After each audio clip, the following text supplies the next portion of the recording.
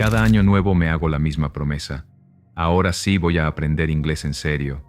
Mi sueño, volver a ver Friends en su idioma original, sin subtítulos. Pero aquí viene el chiste. Llevo empezando como 15 años. Honestamente, creo que tengo más intentos que Chandler chistes sarcásticos, y siempre termina igual, una semana de entusiasmo, y luego la cabeza vacía, junto con el cementerio de verbos irregulares olvidados. Es como si alguien se metiera en la noche, sacara la memoria USB con todas mis palabras en inglés y se la llevara. Frustrante, ¿verdad? Sientes que estás desperdiciando tu vida. Estudias, pero nada se queda. Es como correr un maratón donde cada esquina tiene un letrero que dice «Inicio de la carrera».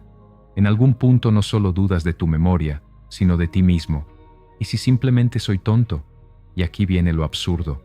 Podemos recordar el nombre de nuestro primer amor, el número de teléfono de nuestro ex, la letra completa de una canción cursi de los 90, pero no logramos memorizar 3 puntos para el examen de mañana o 5 palabras básicas en inglés.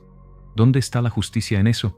Mientras tanto, en Japón, niños de 8 años memorizan más de 2000 caracteres kanji. 2000. La mayoría de nosotros ni siquiera puede recordar su contraseña del Wi-Fi, y ellos llenan su mente con nuevos símbolos todos los días, como si tuvieran un disco duro sin límite. Así que la verdadera pregunta es, ¿cómo lo hacen? ¿Serán los japoneses una especie de superhumanos? ¿O simplemente tienen un sistema secreto que nosotros ignoramos? Y si lo tienen, ¿por qué no aprender de ellos? Hoy quiero mostrarte cómo dejar de ser un balde con fugas cuando se trata de aprender. Cómo convertir tu memoria en una biblioteca personal, con cada estante bien etiquetado, lista para encontrar cualquier libro cuando lo necesites. No es magia ni un milagro. Son métodos comprobados por siglos, por la ciencia y, seamos honestos, por la vida misma. ¿Te ha pasado que tu cerebro parece un colador? Metes algo importante, la lista del súper, una nueva contraseña o el nombre de esa persona que acabas de conocer y ¡puf!, desaparece. Mientras tanto, la información más inútil vive ahí, sin pagar renta. Yo todavía recuerdo mi número de Messenger del 2004, pero el título del capítulo que leí ayer, ni idea. ¿Por qué pasa eso? Porque la memoria no es un almacén ordenado con cajas bien etiquetadas, es más bien como un mercado ruidoso y colorido. En un puesto hay manzanas brillantes y frescas, en otro cebollas podridas que nadie compra, pero ahí siguen, justo en el centro. Nuestro cerebro no guarda lo que debería ser importante, guarda lo que está envuelto en emoción, repetición o una asociación rara. Los neurocientíficos ya lo saben. La información sin un gancho visual o emocional simplemente no se queda. Es como querer pegar una hoja en la pared sin cinta. Se cae. Por eso memorizar las tablas de multiplicar era una tortura, pero la letra de una canción pegajosa se queda con solo escucharla una vez. Y aquí entra una idea japonesa llamada kawaii mnemonics, convertir los datos aburridos en algo divertido, absurdo o tierno, darles un disfraz. Así se quedan grabados. Por ejemplo, tomemos la palabra elephant. Puedes repetirla 100 veces y se te olvidará igual. O puedes imaginar un elefante tan elegante que todos lo llaman el elegante. ¿Absurdo? Totalmente. ¿Inolvidable? También. Tu cerebro se ríe, la imagen brilla y el recuerdo se queda. La regla de oro de la memoria es simple. Se alimenta de asociación, no de esfuerzo. Cuanto más ridícula, colorida o emocional sea la imagen, más fuerte se pega. Por eso muchos todavía podemos cantar jingles de comerciales viejísimos, aunque no tengan ningún sentido. En la escuela muchos pensábamos que la memoria era como un pequeño dictador dentro de la cabeza. Repite esto 100 veces y tal vez te dejaré recordarlo. Pero la memoria no funciona así. Es más astuta y mucho más interesante. La memoria vive de 3 cosas: la repetición con intervalos, la emoción y la asociación. Los científicos lo llaman el efecto Ebbinghaus. En el siglo XIX, el psicólogo alemán Hermann Ebbinghaus demostró que si aprendes algo una sola vez, olvidarás la mitad en un día y casi todo en una semana. Suena deprimente, ¿verdad? Pero aquí viene el truco. Si vuelves a repasar esa información siguiendo la curva del olvido, después de un día, luego 3, luego una semana y después un mes, el cerebro deja de ser tu enemigo y se convierte en tu cómplice de estudio. Los japoneses incluso le dieron un nombre poético, Kaidan, que significa escalera. La idea es simple. No saltas directo al 10º piso del conocimiento, subes paso a paso, reforzando cada peldaño. Hoy conocemos esto como repetición espaciada, el método detrás de apps como Duolingo o Anki, donde las palabras vuelven una y otra vez hasta quedarse grabadas en tu memoria de largo plazo. Pero hay un detalle: la memoria odia el aburrimiento. Si repites manzana, plátano, pera con voz monótona, tu cerebro bosteza y se va directo a TikTok. En cambio, si inventas una historia ridícula, la manzana persigue al plátano y la pera, celosa, va a chismear con la piña. Tu cerebro se ríe y se aferra al recuerdo.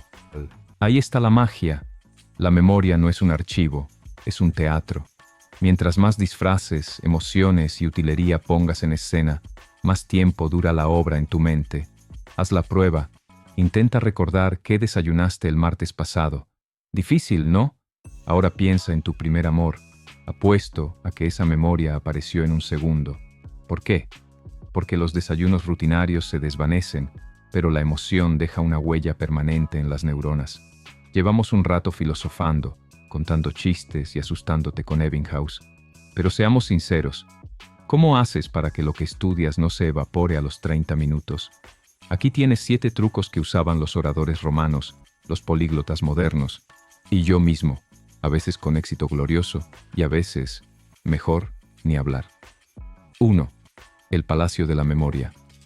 Hace 2000 años, los senadores romanos no usaban cuadernos, guardaban sus discursos en edificios imaginarios. La idea es sencilla: elige un lugar que conozcas bien, tu casa, tu oficina o el camino al Oxxo, y coloca ahí la información. Imagina el pan en la zapatera, la leche salpicando en la regadera y el café encerrado en la jaula del perico, quejándose de la vida. Mientras más absurda la imagen, más la ama el cerebro. Ya no estás yendo al súper con una lista, estás haciendo un tour guiado por tu propia mente. 2. La cadena de Cicerón. ¿Necesitas recordar una secuencia? Convierte todo en una mini película. Por ejemplo, llave, paraguas, libro. Abres la puerta con la llave, pero en lugar de tu pareja, te recibe un paraguas bailando sobre una novela de García Márquez. Absurdo, totalmente. Y justo por eso funciona. Al cerebro le encanta lo ridículo más que las listas aburridas. 3. Repetición espaciada. Nuestro amigo Ebbinghaus no era solo un nerd, era un genio. ¿Quieres memorizar 30 palabras nuevas? No estudies 2 horas seguidas. Estudia 10 hoy, repasa mañana, otra vez en 3 días y luego en una semana. Menos tiempo, resultados mucho más duraderos. 4. Aprendizaje multicanal. Tu memoria funciona mejor cuando activas distintos canales. ¿Leíste una regla? Dila en voz alta. Dibuja algo que la represente. Cántala con ritmo de reggaetón o al estilo de tu canción favorita. Mientras más sentidos participen, más fuerte se graba la información. 5. Enseñar para recordar. Un truco poderoso. Explica lo que acabas de aprender a alguien, a un amigo, a tu gato, o si no hay nadie, a Siri. Cuando intentas ponerlo con tus propias palabras, el cerebro tiene que conectar los puntos, y justo ahí descubres lo que sabes y lo que aún está en blanco. 6. Cambiar de idioma. Los políglotas lo juran. Intenta expresar una idea nueva en otro idioma, aunque salga fatal. No importa si tu inglés suena como Google Translate con sueño. El simple acto de traducir crea conexiones nuevas en tu cerebro y hace que el conocimiento se fije más profundo. 7. El ritual del comienzo. El cerebro ama los rituales. Una pequeña señal que diga modo estudio, activado. Puede ser una taza de té verde, un chasquido de dedos o una pose dramática de sabio frente al espejo. ¿Tonto? Un poco. Pero funciona como un botón mágico. La atención se enfoca y la memoria se pone firme. Al final, esto no es solo una lista. Es un teatro de la memoria, lleno de disfraces, escenarios y escenas absurdas que tu mente nunca podrá olvidar.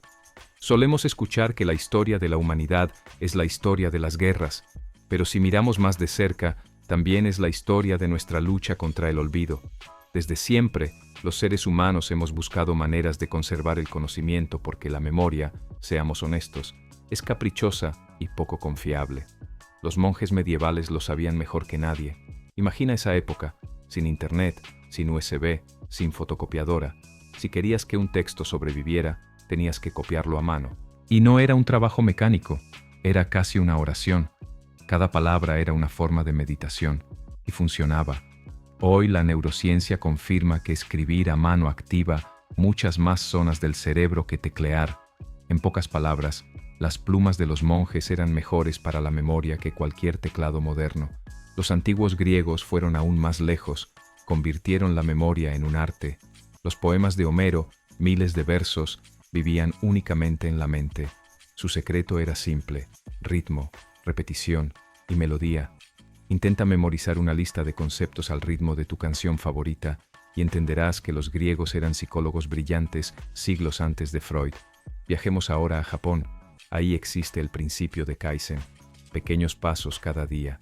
Los estudiantes japoneses convierten el estudio en un ritual. Té verde, cuaderno abierto, 20 minutos de práctica enfocada. Diariamente, sin excusas. Con el tiempo, el cerebro se acostumbra a la nueva información igual que a esa taza diaria de té. Y el conocimiento se queda. Durante el Renacimiento europeo, la memoria se comparaba con un teatro. Giordano Bruno decía: la imaginación es el escenario y las ideas son los actores. Entre más brillante la obra, más locos los disfraces, más tiempo permanece en la mente. Hoy le llamaríamos simplemente un truco mnemotécnico, pero en el fondo es lo mismo. La memoria no es una bodega, es cultura. Se alimenta de rituales, de música, de metáforas y de arte.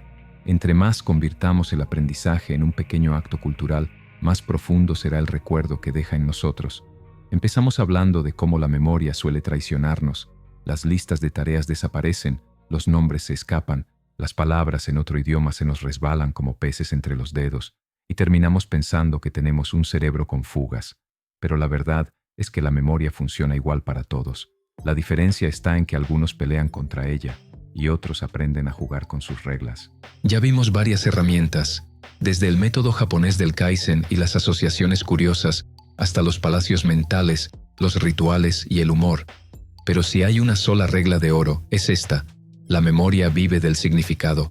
No le interesan los números abstractos ni las fechas vacías. Guarda lo que está ligado a una emoción, a una historia, a una imagen. Por eso Sócrates enseñaba a través del diálogo, y sus ideas siguen vivas. Leonardo da Vinci convertía el conocimiento en dibujos y pintura, y los monjes japoneses transformaron la repetición en un ritual diario. Incluso Sherlock Holmes tenía su palacio mental, y su genialidad no estaba en tener un cerebro sobrehumano, sino en saber cómo usarlo. Y seamos sinceros, igual vamos a olvidar cosas, una fórmula, una frase, una fecha, pero olvidar no es fracasar. Es una invitación a volver, a mirar con otros ojos, a repetir con un poco más de humor y profundidad. Y aquí va uno de los mejores trucos: enseñar a alguien más. En el momento en que explicas algo, la memoria deja de ser una simple función y se convierte en cultura. Así que la conclusión es simple: si quieres recordar mejor, deja de pelear con tu cerebro. Hazlo tu aliado. La memoria no se trata de fuerza bruta, sino de vivir con intensidad, con sentido y con una sonrisa. Y ahora la prueba final. Acabas de ver un video completo sobre cómo no olvidar, pero ¿no se te habrá olvidado dar like y suscribirte al canal? Sí, tranquilo. Eso solo significa que puedes practicar una de las técnicas que acabamos de ver. Y si no, felicidades. Tu Sherlock interior ya está despierto. Te deseo paz, calidez y mucha luz.